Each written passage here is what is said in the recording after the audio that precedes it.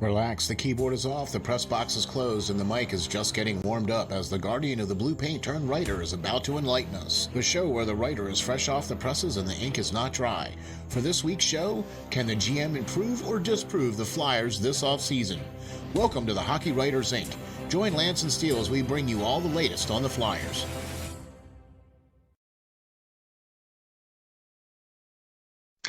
Hi guys, welcome back to another edition of the Hockey Writers Inc. Hey Steel, I think we got somebody special along with us this time around. Oh, I think we do. Your host, the great Lance Green, and I'm your co-host, SteelFlyers, and sitting in, special guest this week. That's right, folks. We got the GOAT, John from Off the Wall Hockey. How you doing, brother? Doing great. Thank you guys for having me. It's going to be awesome to be on the show, and I really appreciate you guys having me on. Can't wait to talk some hockey. Yeah, man. No doubt. Thank you very much for hopping on here, John. I really appreciate that. Just to let everybody know, folks, we'll have links to all of John's stuff here in the comment section or in the description section. So you'll be able to get all of John's great content, which you really need to get into, though, for sure. So we sure to check that out. Well, here we go, man. We got, can the GM improve or disprove the Flyers this offseason? Well, we're going to find out here, that's for sure. Just posted the other day on FlyersNittyGritty.com website, Draft Day Steals the Flyers should be watching. And all I have to say is, yes, please. The Flyers' needs this offseason are massive. And some Draft Day Steals would be just the order of business for the Flyers. And Lance, another great article, my man. So why don't you talk to us about some of these draft day steals? Let's start off with the first player that you have on your list, and that would be the 18-year-old winger, Ville. Oh, I'm probably gonna butcher it, but Kovananu? I don't know. Kuvanen. John, what do you think? Is that close? Are we there? Yes, he's got it. Kuvanen, all right. Ville Kuvanen from Finland. So that's our first up. All right. Well, a little backstory on this. The thought behind this article is, every GM comes into the, draft with a game plan. It has certain players that he's looking for sure, that he's got high on his board. Well, there's going to be another team drafting this year. There's always a 30-plus teams before that even that we're drafting. So the likelihood that you're going to be able to get that one guy on that draft that you want is slim. So you got to have a couple names. And with this theory in mind, I put together a couple of guys that may not be so high on people's list, but they're names that definitely will be standout stars another year or two from now, and already are starting to be, that are rising in some instances. So with that, with Ville, I picked this kid. He's 6 foot tall. He's 18 years old. He's a Finnish player. Okay. We did well, with some Finnish guys on our team in the past. Really haven't, drafted too many of them recently for the Flyers, but here we go. Basically, this kid is a phenomenal talent in my mind. I really think he's going to be a steal. He was nowhere on the radar earlier on in the year, but throughout this season and throughout definitely World Juniors, his stock has risen. Maybe not to the point that it even should be as of yet. Comparing him to a guy in the first round that's projected, who is a teammate of him at Kärpät, is Samu Tuominen. He's an amazing player as well, but Kuvanen is undershadowed by him, or overshadowed, by him, and in that sense. And I don't see why, really. If you look at the tape, Kuvanen had amassed 23 goals this season, 26 assists for 49 points in just 38 games played.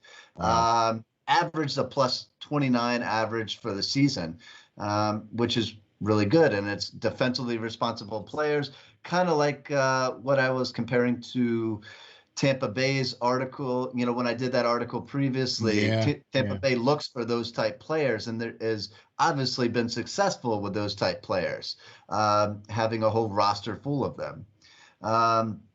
When you look at those numbers compared to Samu, very little difference. He had 15 goals, 16 assists for 31 points in 30 games played. Now, he played in less games for that team, the junior team, because he was able to give him the chance to jump up to the Liga, which is the top league over there. Yeah. And he did absolutely nothing, total no points while he played in the Liga without Kuvanen. There's the start of the judgment. And if you look at the tape, you know, at the World Juniors, both players had great numbers. I think, I think one had 10 points and one had 11. Okay, so this guy is looked at as a second or third round pick at best, where the other guy is rated all the way up at a first round pick. So I think that teams will be liking this player if they select him. He does a lot in the way he's hungry. He's a very hungry player. He goes out and competes on every shift he's out there. He's that will to win is there, and it reminds me of a young Mike Richards in my mind. Oh wow! Maybe not playing the same position, but that same hungriness that he brings to the ice every time. So that's why I like him and would like the Flyers to take a look at him if, the players are that they were going to select are maybe off the table at that point. Got you. John, I'm interested to hear what you think about Lance's idea here now you're talking about this would be like a first round. This would be if the Flyers actually use their 13th overall pick. I don't know if it'll even be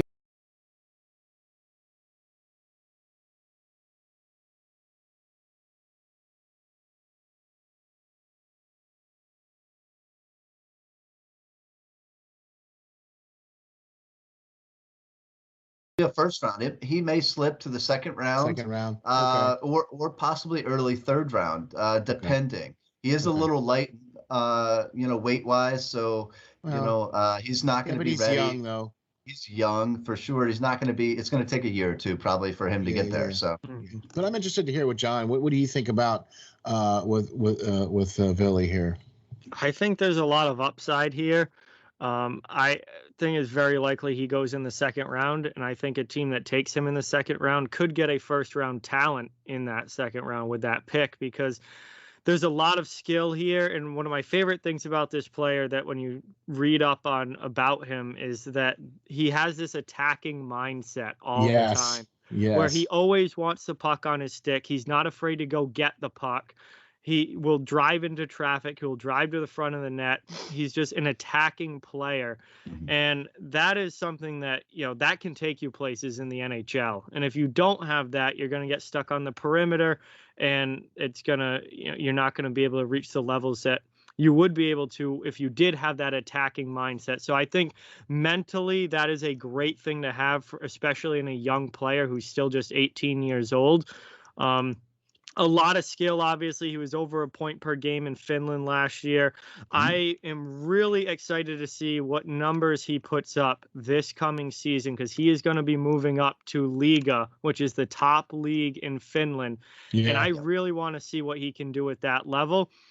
There's definite talent here. There's definite potential. I look at this as a player with a really high ceiling who maybe isn't quite the guarantee to get to that ceiling that you would look for in maybe like a first round pick, but somebody that could potentially have that first round talent in them if they develop properly. And I really think he could be a steal of this draft, and you could get a really good player, possibly even late in the second round if you with this guy. And what I picked him for, because of like John said, he's got that that go-getter. He's going to get to where he's got to be. And we have a bunch of different perimeter players on the Flyers. We have a bunch of different guys that love to pass the puck, but nobody really that wants to shoot it. And he wants that puck, like you said, on his stick at all times. And we really need that piece into the Flyers nucleus to start building more guys like that. So, man, like I said at the very onset of this article, and one of the main reasons why I said yes, please, was because of this very player right here, because of exactly with what John you said with his tenacity and his go-getter mentality, and then Lance with what you said with the numbers that he was able to put up and the style of play that he has and the type of player that he has. Look, he's 18. He's probably gonna put on, if he does something like what Joel Farabee did in his, that first summer in between, where he went out and bulked up and hit the gym and put on 15 pounds of bulk. If he does that, and he might even still grow another inch or two. He's still only 18. You know what I'm saying? He's still going to potentially get bigger. So I like starting at that base 6 foot, almost 200 pounds, especially for that type of game that he plays with that type of tenacity and that type of go-getter mentality. You need a little bit of a bigger body and a thicker frame to be able to handle some of that pounding, because the way those guys are, especially with the way the play is now, where you see a lot of players cross-checking in the back, especially if you're standing in front of the net. So you need to be a little bit more than just a wiry guy so you can handle that little bit kind of pounding, you know what I mean? And so I like the upside. I think there's a lot of upside with him too. Okay. And I really appreciate what he brings to the table as well. And we're all about those type of guys that Flyers need somebody that shoot first. We have a list as long as the arm of guys that know how to pass. Yeah. So great. All right. So I want to move on to the next one. Okay. And this is another one that a lot of Flyers fans are going to say that the team really covets, is that right-hand shot defenseman. And the player that we're going to focus on here is the one that Lance picked out, Jack Barr from the United States Hockey Leagues. Mm-hmm. And tell me, Lance, what is it about Jack that makes you want to, bring it to me, man. Sell me. Come on. I got you. There's a lot of good defensemen, not great defensemen. I think there's one or two in this draft that are great, but there's a lot of good defensemen in this draft, but not a lot that are right-hand shot. And that is something that the Flyers so desperately need. We all know that. We've all been preaching that for some time. We're still Chuck's still looking for one to play on the top pairing. We all know that. Maybe we'll cover that a bit later. But Jack Barr plays for the United States Hockey League's Clark Cup champion Chicago Steel. This is a great young team. They seem to find great young talent year in and year out to come join their club. And it's just a good franchise overall. They develop some good players. Now, he is 18 years old. He is 6'2", 195 pounds already, okay? He is not that stereotypical today's NHL defenseman that is going to go up and try to school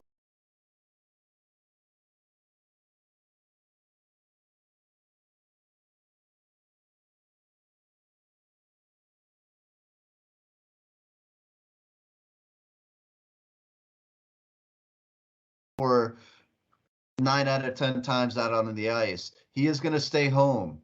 He is going to protect the front of the net. He is going to clear the front of the net. Okay. He is going to, like you said, Steel, have that stick in somebody's back and push them out, push on the back of their skates and get them off balance. If a shot is coming in from the point, he's going to lift that stick up. And the greatest thing about him is he doesn't have cement on his feet, guys. He skates around and he does not stop moving his feet the entire time he is out on the ice. And that is what I really like about this kid. He is projected to be a 3rd or 4th round player. And he is committed to go to Harvard, which a lot of his teammates Wow. from this Steel team are. So they're just going to stay together and continue to develop. So I really like this kid. And, he may not be so high on other teams' draft boards because everybody is looking for that guy that can put up 40, 50 points from the blue line. But we don't need that. We have plenty of those guys that want to run down the ice. We need somebody that's going to stay back and protect Hart and hopefully, get those guys out from in front of the net for sure.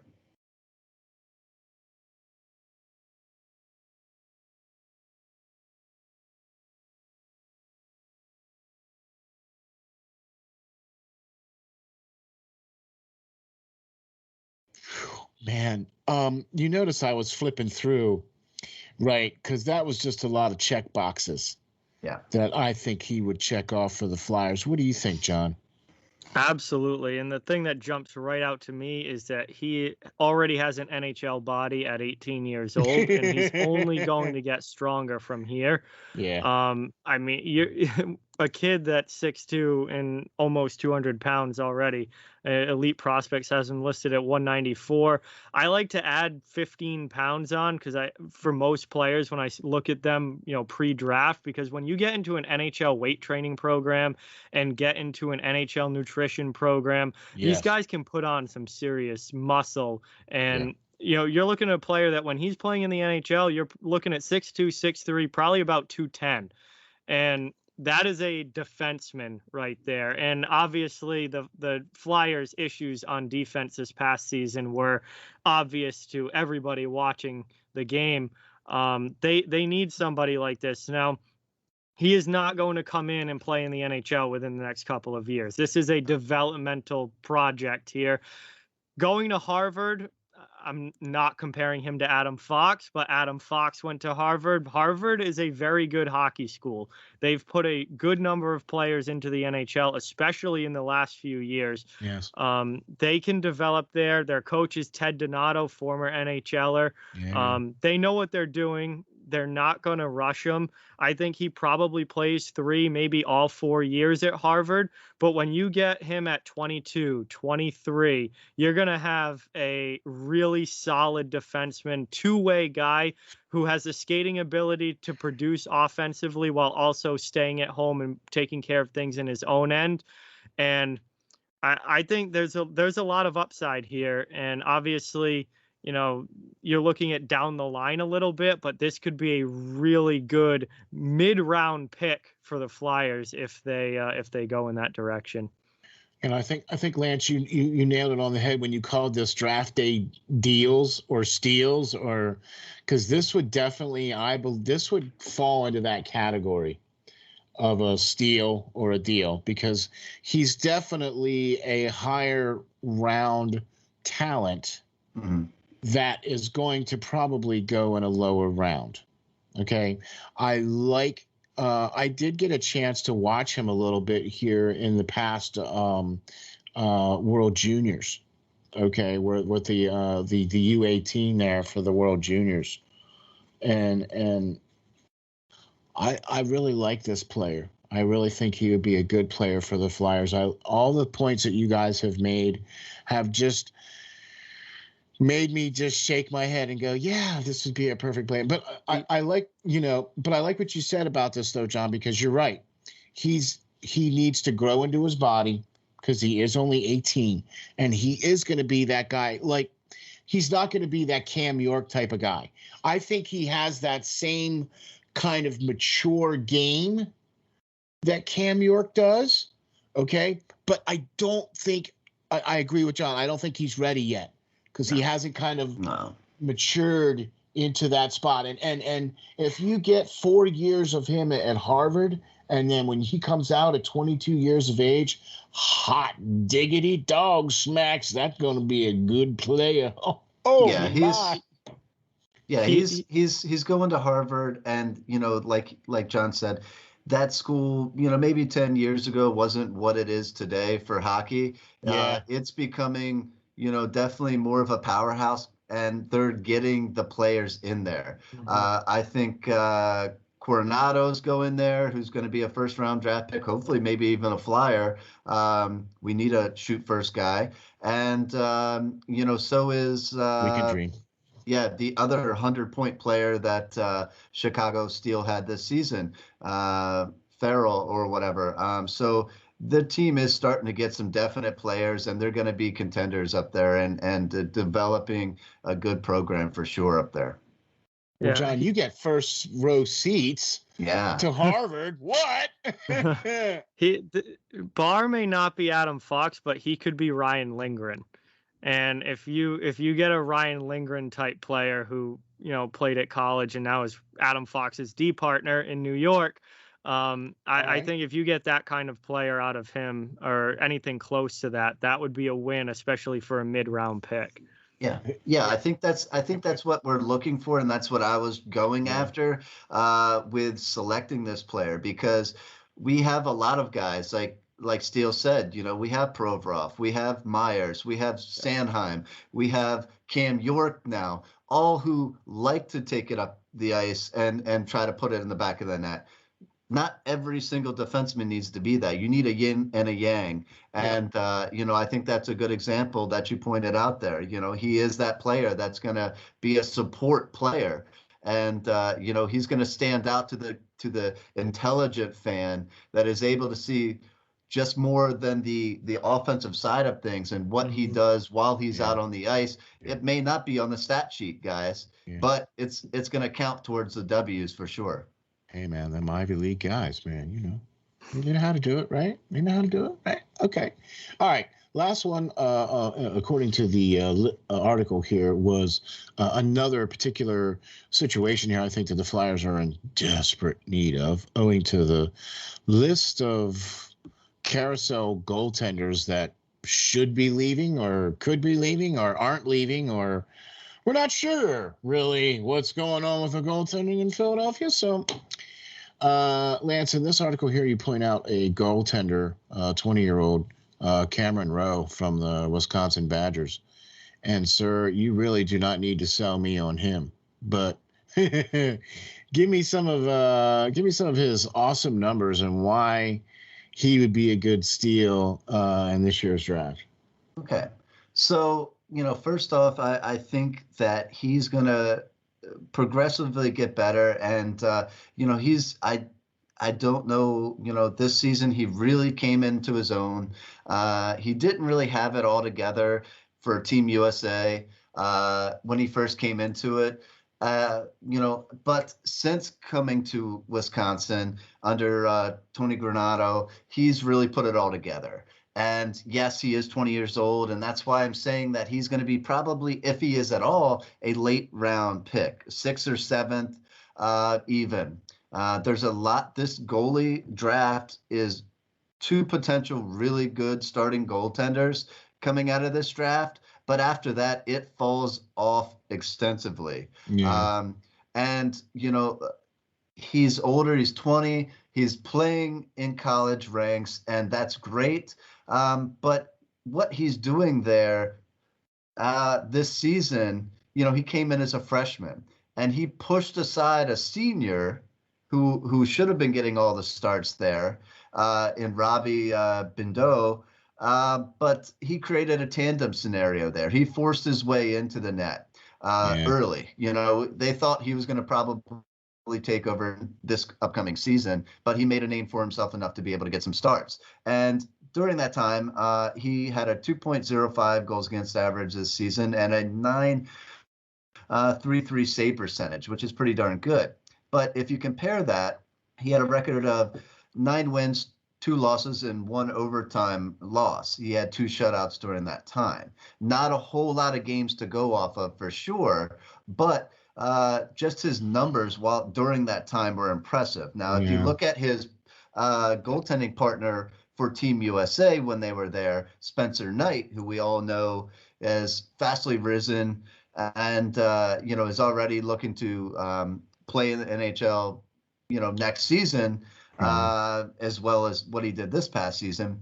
But Cameron came in and he was 4th in the whole nation in win percentage with a 7.92 win percentage, Knights was 5th with a 786. All right, so he topped Knight in that. He Same also number of topped, games. not same number of games, I don't think, but just win percentage. For the amount of games he presented and played in, he won a larger percentage of them. Yeah. Like I said, this next season, this is why he's going to be a steal. This next season, he's going to take control of the net in Wisconsin and have the majority of the games. Yeah. Where he pushed his way in as a freshman already last season. Now, Rowe also ranked 4th in the nation in save percentage this past year. He had that .933 save percentage. Spencer Knight ranked 5th in the nation overall with a .932.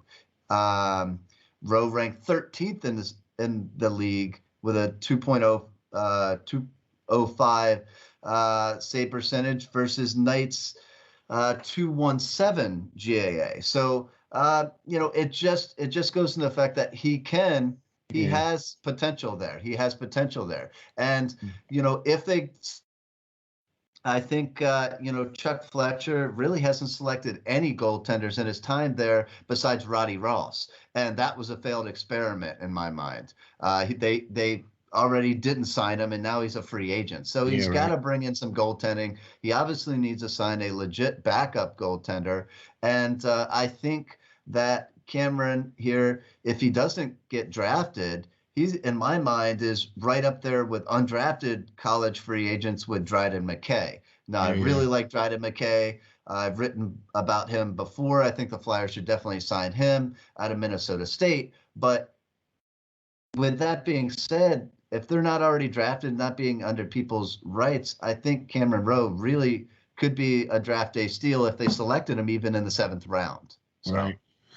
I'm interested to hear, John, what your take is on this particular goaltender here, because we've talked a lot about goaltending is a huge part, especially in hockey. And these days, you can't necessarily count on a goaltender, your starting goaltender, to go out and play 60 games a year. You need that second goalie and, things of that nature. And so I'm interested to hear what your take is on Cameron Rowe here from the Wisconsin Badgers.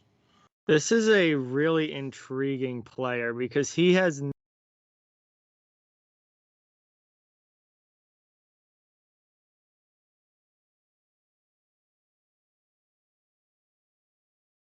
never put up numbers before like he did this past season.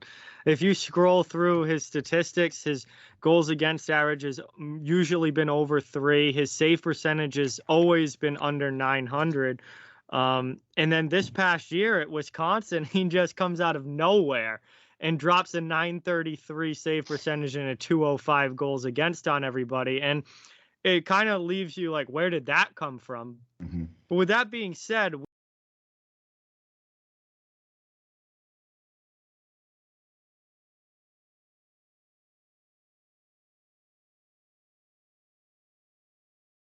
we see late bloomers among goaltenders, I think, more than any other position in hockey, where the development curve with goaltenders is a lot steeper. And it takes some guys a longer period of time to really get themselves honed in and, mastering that position because it is such a difficult position to play. I think he's definitely could be worth a 7th round pick. At that point in the draft, the percentage of 7th rounders to actually play an NHL game is so minuscule that why not take a shot? Like Lance said, he forced his way into the net this season when he was not expected to be playing much for Wisconsin, and he ended up playing in 16 games. And that was because of how well he was playing.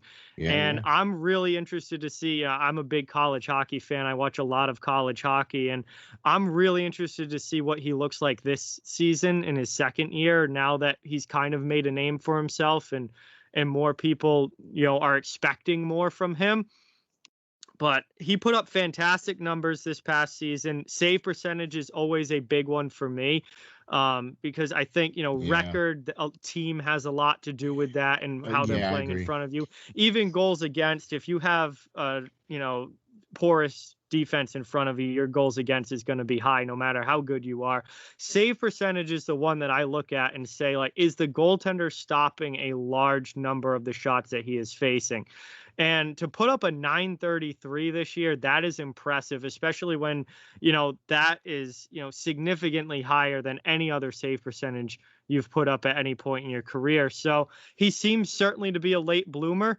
I don't even know if you would have to use a draft pick on him. I honestly think there's a good chance that he could be a free agent, unsigned free agent out of college, and that you could pick him up that way. Yeah. But you can never have too many goaltenders in your organization. That's one thing that that's been that way for years in hockey. You can never have too many goaltenders, and we see late blooming goaltenders a lot. And someone like this is definitely worth taking a shot at. And, you see what he looks like in the AHL, and then you see if he can make that step to the NHL afterwards, depending. See, that's exactly what I was thinking too. If we pick up a goaltender in as a free agent after the draft, or whatever the case is, or however that goes, even if we do have to spend a 7th round draft pick on him, you know what I mean? And you know what? I wouldn't have a problem if it was a 6th round draft pick either, to be real truthfully honest with you, especially because of what John pointed out. Sometimes you get those goalies that are those late bloomers that, look, he's 20 years old now and he's just starting to get it. Okay. And he's playing in Wisconsin. That's a Big Ten college. And so he's not playing against slouch teams. You know what I'm saying? So it's like, I really like this goaltender, Lance, and I think you kind of sold me on him. So yeah, to hit on both your points here, my theory behind selecting him late, I do agree that he might not even be drafted if the Flyers didn't draft him. But what would it do? It would let us retain his rights. Mm-hmm. And that is the big thing here, because Absolutely. if he has a phenomenal year, like he's showing he maybe could for a good Wisconsin team, a lot of teams then will be knocking at his door. Okay. And if we have his rights, then they can't do it for at least a couple of years, unless he, and he has to, at least try to sign with us if he wants to play in the AHL. So that is my mindset there. It's kind of, grabbing him with a 7th round pick and saying, hey, if he develops, then great. But, if he doesn't, I don't want to regret it in that sense, where, it could have been an opportunity to grab him and have his rights. And then, instead of begging him to come sign with us later. So, yeah. It's always better to have something that you don't necessarily need than to want something that you don't have. You know what I mean? So speaking of that, we're going to take a quick little break here. We're going to talk about our great sponsors, and we're going to show you a quick little commercial here from our great sponsors. We would like to thank Canine Country Club Resorts for being our sponsors, and thank you very much for doing that. You can check them out on the web at www.cccresorts.com, or you can check them out on Facebook. They got a lot of great things going on right now, especially summertime.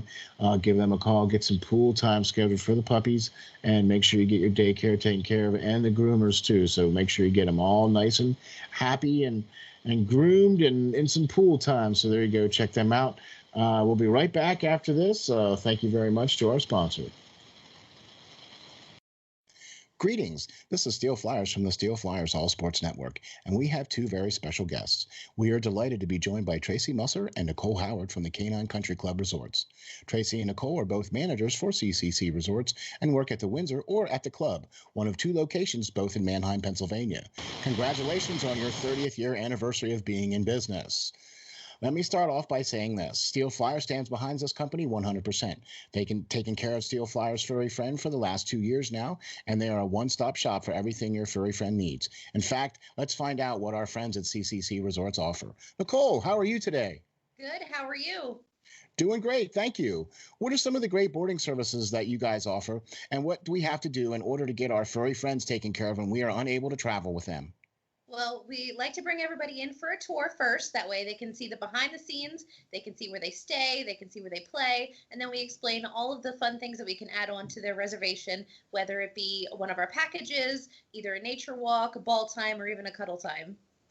Oh, wow, that sounds great. Boy, it sure sounds like a resort to me. So how are you today, Tracy? I'm doing well, thank you.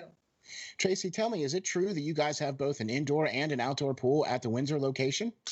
It is true. We've got one of each, so we're able to offer year-round swimming. The indoor pool is a great option for dogs who are swimming for therapy or rehab. It's got that sloped entry so they can wade into the water.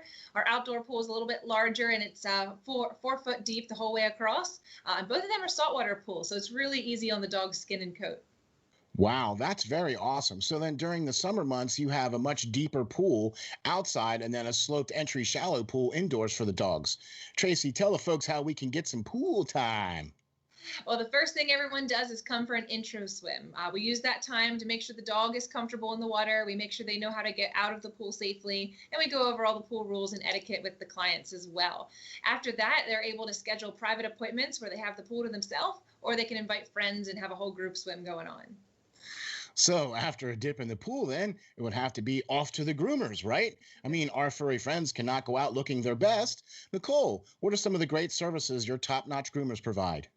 Our groomers, they specialize in full service grooms. We can do the basics, whether it be just a bath and a brush out or a blowout.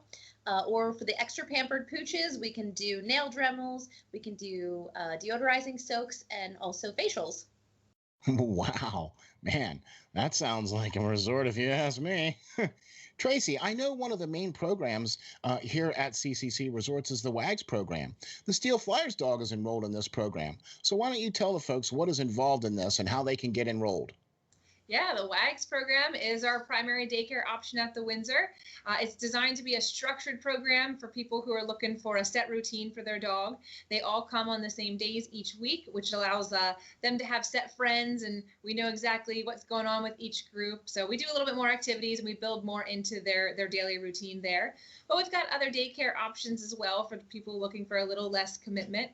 We do an hourly care where you can drop them off and just pay by the hour. We also do a day stay option, which is great for the dogs that prefer human friends instead of making friends with other dogs. And then we have a traditional daycare option as well if you're looking for the occasional outing for your dog. Wow, there you have it. A full service groomer, a daycare program, and an indoor and outdoor pool. What more could you ask for? Sure seems like CCC Resorts has everything covered. Remember, DOG, depend on God. Ladies and gentlemen, welcome back to another edition of the Hockey Writers Inc., where we are joined by our great and wonderful host, Lance Green. and we've got a very, very special guest along with the show for you this week, and that's right, man. We got John. How you doing, John? I'm doing awesome. Great to be here. This is a lot of fun. Super. Thank you very much for hopping on here, John. We really appreciate it. John is from Off the Wall Hockey, and we'll have all of his contact information down there and in the section there so you guys can check him out and follow him. And we brought on John because I wanted to get his take on some of the articles that Lance wrote, and we're going to get into that very next article here. Yeah. So yeah, really appreciate you hopping on here, John. So never hurts having a good another good hockey mind join us here for the roundtable discussions we have here. See, that's why we call this the Hockey Writers Inc., right? We bring all the professionals in, right? See, Yeah. That's how that works, right? See, we bring in all the professionals. All right. So now that we've gotten that out of the way, article number 2 that the great writer extraordinaire has just posted out onto the Flyers Nitty Gritty website just the other day to the previous article that we were speaking about. And this is the Flyers rumor roundup. What's true, what's false, and what should they really pursue? And all I have to say here is that yet again, another article that is just hits all the points. I mean, you always just seem to know right when to put out an article about the exact subject that's going on, dude. It's like you have a knack for that, man. Like, what? Really? I don't know. Go figure. Yeah, go figure. All Yeah, right. so yeah, I mean, definitely, with this article, obviously rumors are buzzing right now. It's the off season. Everybody's hoping and wishing for different players, Oh and yeah, hoping and you wishing. know, I thought it'd be wise to go through on what's actually the team's doing. What rumors out there are, just dispel them about people that are just throwing names out there to throw names out there, and what I think they should actually jump on. So. Okay, awesome. Well, let's break into the Captain Obvious here. All right, and what's proven to be true over the last few weeks here since the end of the season for the Flyers? Sure. So, what is true is obviously the big rumor is of Columbus Blue Jackets Seth Jones. Now everybody knows the team is after a right-hand shot defenseman to play on the first pairing. They have been after Seth Jones for some time. With that being said, it has seemed to fall through. Um, and I think we'll get into that in our next little segment more.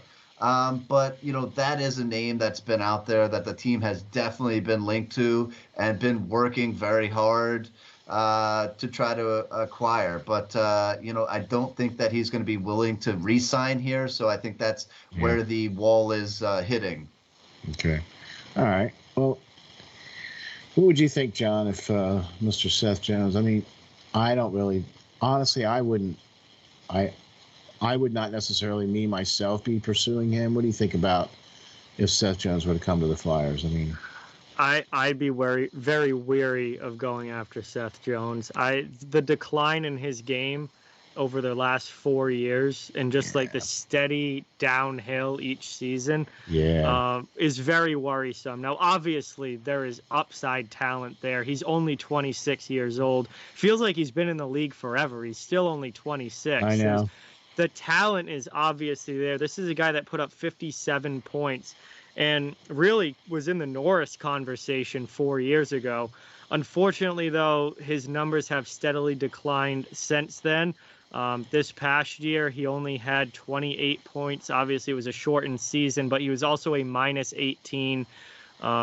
His defensive game was not where it needed to be. Even in 2019, 2020, it wasn't the best year for him. I think Zach Werenski has definitely taken over as the number one guy with the Columbus Blue Jackets. I still think Jones can be an effective player, and I think he can be a really good top four defenseman if he goes to the right situation. The issue that I would have is I feel like if any team at this point were to trade for Seth Jones, there's a very strong possibility that they end up severely overpaying.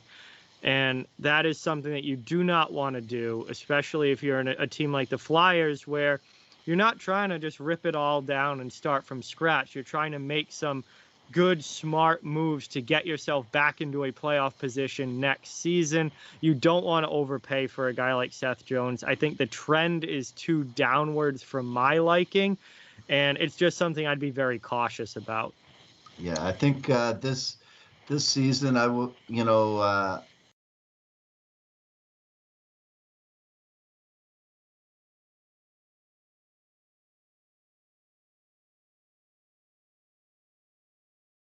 I wouldn't want a negative player. We have a lot of those on our blue lines. I am a goalie, so I do think that the plus minus stat is downplayed by the league a lot. I like a guy, instead going out and just getting a free agent at Adam Larson. I think he's a solid defenseman, plus player, hitter, block shots, everything. Yeah, I like that pick better. See, that's what I was going to say. I would much rather not go after Seth Jones at all, and I'd much rather have Adam Larson. That's what I was going to go. I agree. I'd rather just sign Larson than give up assets to go and get Jones. Tons of assets, because it was rumored to be pretty lengthy list of assets for Seth Jones. Obviously, Blue Jackets GM is well versed in getting rid of star players, mostly because they hate their coach, so much up there. But they got rid of him, so we'll go on from that, I guess. Like I said, man, I would much rather have and the fact that Jones didn't want to agree to sign an extension. Mm-hmm. Okay, so it's not that I don't have a problem giving up assets for a player that's going to help the team, but if you're not willing to then immediately agree to an extension, why am I giving up all these assets for you? Okay, and that's the end of that. Conversely, what has proven to be not true over the last few weeks since the end of the season for the Flyers? So what has not been true? A lot of people are throwing names out there like crazy. First off, Johnny Gaudreau is not coming to Philly, guys. He's working on an extension with Calgary as we speak. I know he is a local player, and teams, the people around here love him, but I don't think he's coming. I think him and Matthew Tkachuk, who I like, who was rumored out there as well, who the team now has come out and said is definitely false. And the Calgary Flames are not going to be willing to get rid of him either. I think that they're building off of those two players. So, wow. Okay. Well, there you go. I don't know. I haven't really heard of any other like crazy names, John. Have you heard of any other like crazy other names that are linked to the Flyers other than the big Seth Jones that we were just talking about? I don't know too many other names. It doesn't seem like at all. No, I think most of the Flyers talk has been very Seth Jones related. I have, now that he's going to be on the market, I would like your thoughts on this. As Flyers fans, Ryan Suter has become available, and I know he's a left shot, so not exactly what the Flyers are really looking for, that top right shot guy. But with how bad Philadelphia was defensively last year, I think a shutdown guy like Ryan Suter, if you can get him at a lower cost now that he's been bought out by Minnesota, I think there's a lot of teams Ryan Suter would fit really well on, but Philadelphia is definitely one that came to mind for me, and I was just kind of wondering your thoughts on Suter possibly signing. So yeah, since his coming in, I think Suter's name is definitely rising up, especially linked with Chuck being the person that signed him in Minnesota. Originally, he went to Minnesota because he's from there. Obviously, everybody knows that. Yeah. Like you said, we're looking for a right-hand shot defenseman here, guys. And is that adding to the list of just big names out there that the Flyers fans are going to be wanting the team to acquire? He's a solid NHL defenseman for many, many years. Shutdown defenseman, like you said, like we need. He's not an offensive guy, but he plays the left-hand shot. I think, only bringing him in would block guys coming up like Igor Zumla for us and Cameron York, who are both left-hand shots as well. That's tough. Now, if Sanheim were to get moved out or something like that in a trade, then bringing in Ryan Suter to replace him by all means. But I can't see the team spending money on a left-hand shot defenseman when we have so many in our system. Just my opinion. Yeah, I like what you point out there, Lance, and I can see why there would be a want for this particular type of player, because he does have history with Chuck, and Chuck was the one that signed him to his monster deal that he's being bought out of right now. But I'm going to have to agree with Lance. I would much rather not bring in another left-hand shot defenseman. Yes, he does bring some good things to the table. He does bring that veteran presence. He does bring that shutdown defenseman. But I think we do have enough players in our system that would provide that particular type of player. You know what I mean? So I don't know what there's so many other names that are out there, that have been, you mentioned them in your article, Matthew Tkachuk, Ryan Ellis, Matt Benning, Dante Fabro. I mean, Yeah. and any chance? Any chance of these guys coming? Yeah. What do you think? I think that, Chuck Fletcher in his most recent interview has expressed big time that he is willing to deal a first round pick. Now, me personally, would I want the team to give up their first round pick for a 30-year-old defenseman? Probably not. At that point, maybe, for a guy, not Seth Jones, but somebody of his age who still has a lot more years in his prime, for sure. But, desperate times call for desperate measures, like I've written in previous articles. And, Ryan Ellis is a proven right-hand shot defenseman that could come in. Now, in that same token, I threw out a couple of names also from Nashville. Nashville is looking for offensemen, and if the team who also has been rumored to be possibly looking to deal Nolan Patrick, who has been rumored to want out of Philadelphia. If they were looking for an offenseman, maybe a smaller deal in my mind would make more sense in right-hand shot defenseman Matt Benning, who Chuck Fletcher had an opportunity to sign this past offseason when he was a free agent and didn't. Yeah. And interesting one who I know John knows a bit about, who is named Dante Fabro, who is a big first-round draft pick by Nashville, but who's sitting behind a lot of depth for sure, and isn't getting his fair share of ice time there. So definitely plus players in both of them, and some exciting players that would fill out more of the bottom of the defensive lineup, that could be proven and help this team out a little bit more. Yeah. Does that answer your question, John? Yes.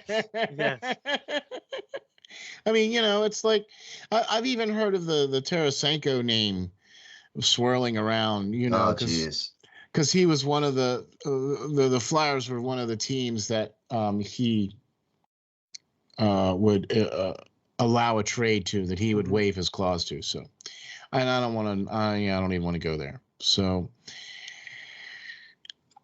the only other thing I could think of is this: there have been rumors around Voracek as well, whether he was, whether he is going to be protected or not. John, I want to get your take on Lance and I.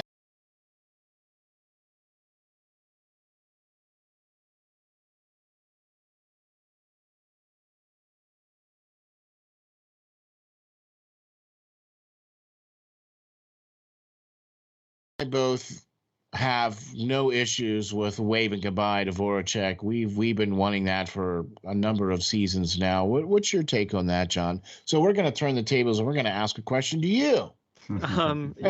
All signs right now that I've seen are pointing to Jake Voracek not being a Philadelphia Flyer next year.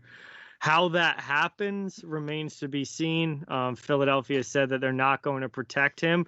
So if Seattle wants that contract, have at it. You can just take him in the expansion draft. Whether that happens or not, I think is largely going to depend on what direction Seattle wants to go in, and who else they're taking. Because from a salary cap standpoint, I mean, you do have to spend a certain amount of money, and if you're not going to have many of those large contract guys, then you're going to have to pick up one or two real big ones, and Voracek at over $8 million is definitely a big one. But if they don't want to go that direction, then Philadelphia is obviously going to try and find a trade partner. The problem with a trade is that Philly is either going to have to staple a draft pick to it to get a team to take that contract, or eat money. Yeah, And yeah. one of those, I don't see many teams around the league just taking Jake Voracek at 8.25 million. Like, they're going to have to retain salary, or they're going to have to staple a draft pick in there and say, here's a little extra for doing us a favor. Yeah. But I Yeah. don't expect Jake Voracek to be wearing a Flyers jersey next season.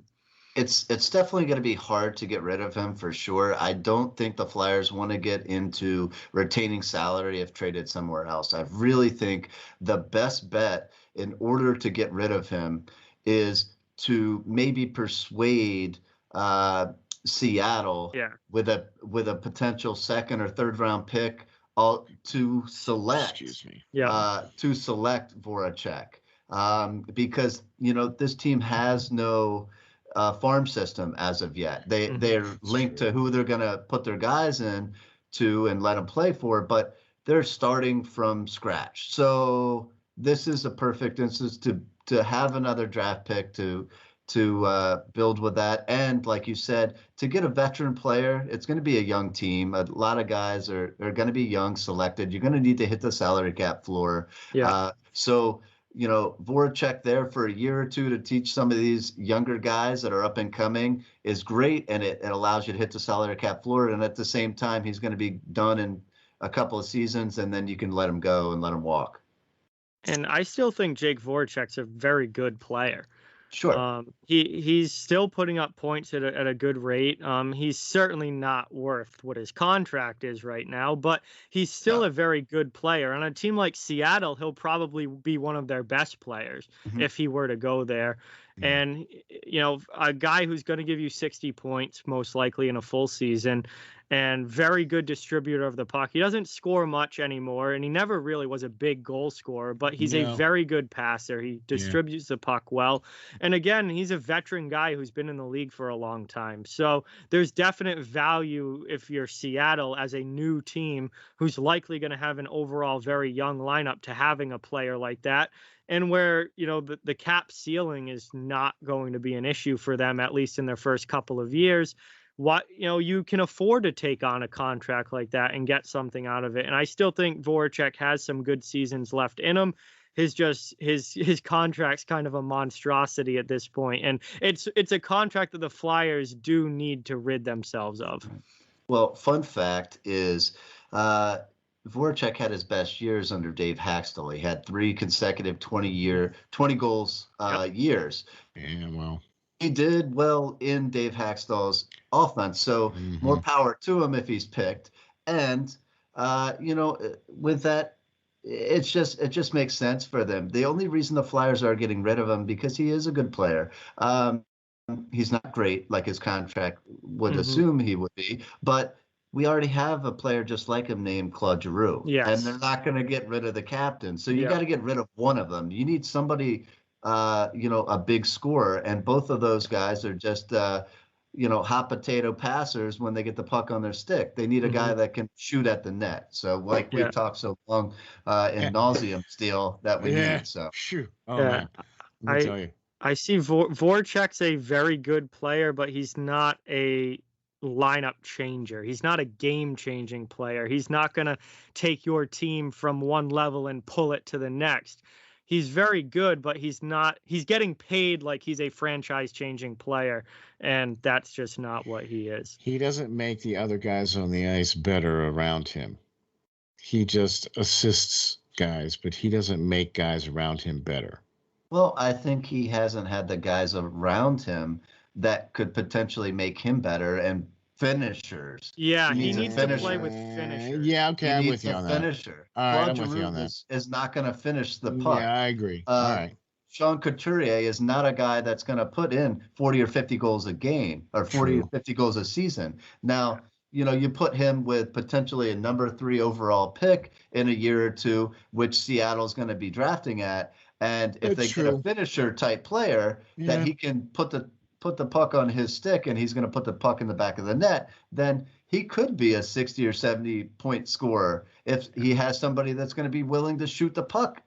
If Matthew Beniers is his center down the line, I think that could be setting things up really well in Seattle. Okay, well, there you go. All right. I mean, I'm all for losing that huge contract for Philadelphia. I just don't think it's going to happen.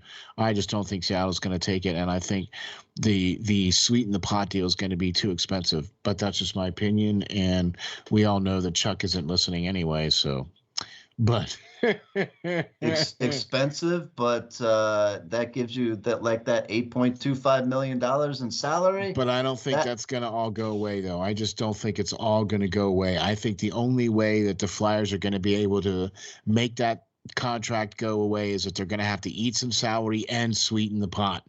There's nobody out there that's going to take it, like John said. And, it's funny that you mentioned these kinds of things because and this is what I think this is a perfect segue into the last article here, because there's also some other things I want to talk about too here, but just released earlier today, you talk about the Flyers, Chuck Fletcher, being able to identify what the problems are.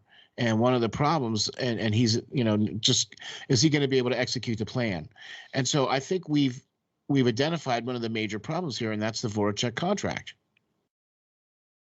And he's making it well known that he's going to make him available, as well as he's went out and said that he dropped the ball last season and didn't replace Matt Niskanen, and he is outright to do that. And he's already said he's willing to give up a first-round pick in order to do that, his first-round pick in order to do that, and possibly much more.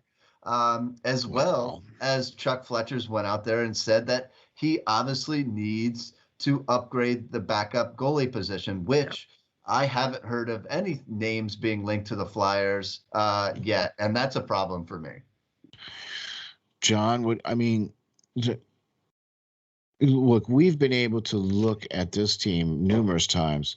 Mm-hmm. We've commented numerous times on this team. You put your analytical eye on this team, and do you think Chuck can do? What do you think? I think the top priority has got to be fixing that back end. The defense has got to be the top priority, because you hung Carter Hart out to dry last year if you're the Absolutely. Philadelphia Flyers, and Carter, you got to remember, Carter Hart is still a very young goaltender, and the kind of hit mentally and confidence wise that last season, that could have a long-term effect on him. And that is not what you want if you're the Philadelphia Flyers, because this is the kid, this is your goalie. This is the kid that after 25 years, you finally got the franchise guy. And if you're going to ruin him when he's 22 years old, you cannot do that if you're the Philadelphia Flyers. They need a strong veteran backup. This is not a great year for backup goaltenders. Last year's free agent class was much better when it comes to veteran goaltending. This year's is pretty weak in that category. So yeah, that's going to be something that isn't going to be an easy, fix. But to me, the top priority has got to be making that defense at least serviceable. The Flyers' goals against per game were the worst in the NHL last season. And granted, there were times where the goaltenders didn't play great, but a lot of that, and I covered a lot of Flyers games and watched a lot of Flyers games this past year.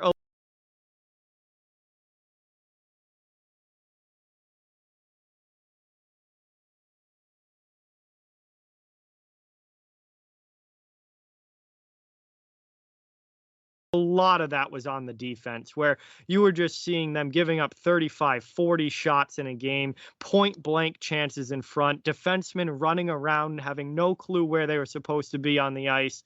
No forwards physicality. Not back checking. Forwards not back checking. That's another thing that you can't have if you're going to be a strong defensive team. And to me, the top priority is just going to be finding a way to keep more pucks out of the net, because they're not going to make the playoffs if they can't do that. It's funny that you mentioned that, John, that was an issue with the team for the last couple of years, if you must know the truth. Okay.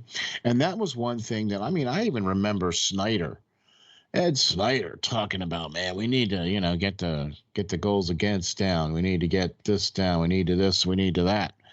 And here we are, years later, still talking about the same bloody thing here with the I mean, I'm just going to go put the needle on the record. All right. Well, it doesn't make sense. Their drafting doesn't make sense in my mind. They go out and get a coach in AV whose system is based off defensive-minded players. It's successful when you have a good defensive core and you have great back checking and offensemen that are willing to get back into the play. And what do they keep drafting? And is offensive-minded defensemen who are more worried about scoring goals than coming back in their back end and defending. And the thing about that is we'll transition back to, the missing opportunities in going out and getting players here for Chuck Fletcher. He drafts well and it at times, but it's not the players that fit the coach you hired.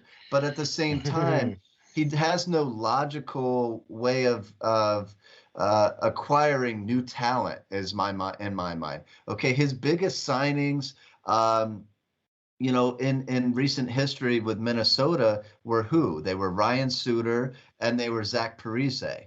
But both of those guys wanted to go back home. Mm-hmm. They wanted to go to Minnesota because that's where they were born. That's where they played minor hockey. That's where they grew up. That's where their family is. Yeah. That was no big draft, or that was no big signings in my mind for him. That wasn't a credit to him, okay? But if you look at what he was doing with, let's say, the Seth Jones saga that was going on here, okay? He lost out on that. And why, in my mind? Because he hasn't brought in anybody for that players to look at and say, hey, there's some guys there that I want to go play with. These guys are not buying into this AV system. They're not exciting. They're not going out there and drawing other players to want to come in and play. And most of the thing is the Chicago Blackhawks, okay? The Chicago Blackhawks wanted and still want Seth Jones, hot and heavy, right? Mm-hmm. So what did they do? They went out and they got rid of and were able to get rid of a 37-year-old defenseman in Duncan Keith, who is well overpaid for his play. Great three-time cup-winning defenseman in his heyday, but he's well past his prime. They were able to get rid of that contract and that player in order to create room for Seth Jones. And not only that, in that trade, what did they do? They knew that they were going to need him to get re-signed, right? They wanted to not only trade for him, but have him want to re-sign there. So what did they do? They went out and got his 24-year-old younger brother, Caleb Jones, in the trade, and a third-round pick coming back for him for a 37-year-old defenseman, guys. Yep. This is the type of trade. If you were so hot and heavy after Seth Jones, like Chuck Fletcher was, this is the type of thing that you needed to do. If you knew you wanted to have him re-sign here, then why not go out and create a plan like Chicago did? They orchestrated a perfect plan to get their player, and even if they don't come to agreement with Seth Jones and to bring him in, what have they now done? They now have created the cap space to go out there and sign Dougie Hamilton, David Savard, Adam Larson, or Alec Martinez and bring them in. Yeah. It's not rocket science, guys. It's really not. But Chuck Fletcher he can sign guys. He can re-sign players to good contracts. I think he really, some have not been, but, I think Travis Konechny, he fell on his face a little bit, but for where he was, he signed him to a good deal. He can bring back players, and to good contracts. And hopefully he does that with Carter Hart and doesn't give him a mint when his play faltered this year. But you can't seal the deal in my mind. And that's what this article is about. You see, John, you see what we have to deal with here, man. Okay. You see the kind of, look, we have talked so many times about this. Look, they had a presser the other day, right? Why? For what reason? They didn't announce anything. There was no trade. No retirements. There was no retirements. There was no buyouts. They just had a presser. like for what? To say, hey, we're trying. Okay, Oh, look. boy. Let me ask you a question, John. Do you think this would fly in Boston? No, what's happening in Boston already is borderline doesn't fly, and the Bruins make the playoffs every year, and it borderline doesn't fly because we're not winning cups. So no, this would not go over well. There'd be riots outside of TD Garden waiting for the GM to come out. Why can't we hire a GM like you guys? Why can't we hire a GM that's going to make deals like this? What? Please explain to me what is so difficult about hiring a guy that knows how to close the deal. What? I've never been a big Chuck Fletcher fan myself. So even going back to his Minnesota days, I was never really high on Fletcher. So you know what? Look, I'm just going to say this. We got the cold and scratchies. Okay, they're not warm and fuzzies. They're cold and scratchies. At least I do about this upcoming off season. I haven't seen a peep out of them. The peep that I did see, and it sounded like you guys ever watched the Charlie Brown specials? Mm-hmm. Right? You know who Charlie Brown is, right? Oh, yeah, absolutely. All right. And in those specials, Charlie Brown, in one of the specials, he has to talk to his teacher on the phone, or his teacher in school. And his teacher it's just an arbitrary sound. Womp, womp, womp, womp. Yes. Right. Yeah. So I'm watching this presser the other day with Chuck and the assistant GM, and that's all I heard was that Charlie Brown teacher. Wah, wah, wah in the background. I didn't hear anything about what the team was doing. I don't like to end on a negative note. Okay, so we're going to try to end on a positive note. We'll try, okay? Hey. John, thank you very much for coming on, man. We really appreciate it. Can I just say one last thing about finding a top grade or like A grade defenseman? Yes, please do. You're probably going to have to do it in the draft. Those are generally drafted. It's very hard to get one another way. If you look at the top D men in the league right now, like Victor Hedman, drafted by Tampa Bay. Cale Makar, drafted by Colorado. Charlie McAvoy, drafted by Boston. John Carlson, drafted by Washington. Yeah. Drew Doughty, drafted by LA. Duncan Keith, back in his heyday, drafted by Chicago. Those kinds of players, Philadelphia has got to be looking for them in the draft because it's very hard to get them any other way. So if I'm Chuck Fletcher, like that's got to be your draft focus. Yeah. If Seattle doesn't take Ryan Graves, they're freaking crazy. Oh, oh my gosh, he's one of the best, and he's overshadowed there with Maker. But if they don't take him, if he's left exposed, they're freaking crazy. He's one of the best young defensemen in the league. Absolutely, I agree. Well, like I said, man, like we try to end on a positive note. So, John, thank you very much for coming on here, man. We really appreciate your insight, and it was really interesting to get your take because I know you're a Boston guy, and Boston's kind of the mortal enemy, and I get it, I get it, but you have to have a mutual respect for the opposition. Oh yeah, you have to know the opposition.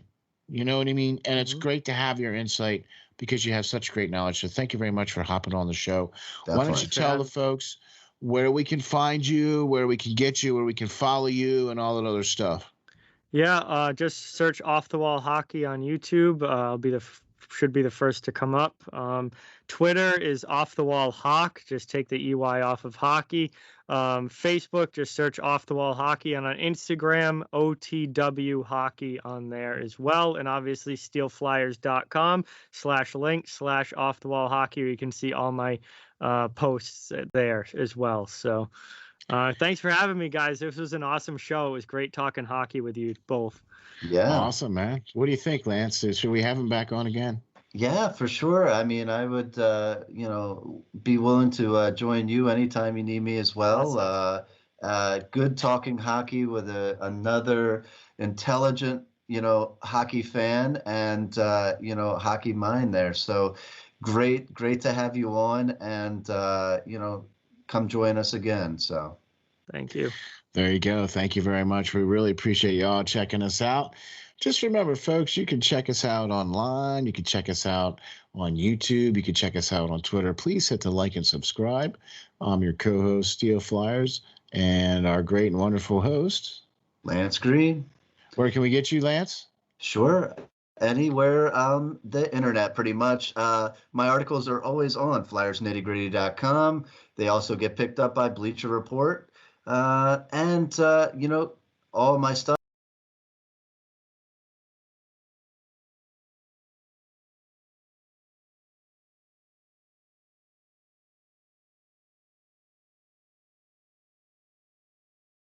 is on YouTube here and SteelFlyers.com as well. If you want to follow me on Twitter, I'm at LNGBASSIST, the numbers 39.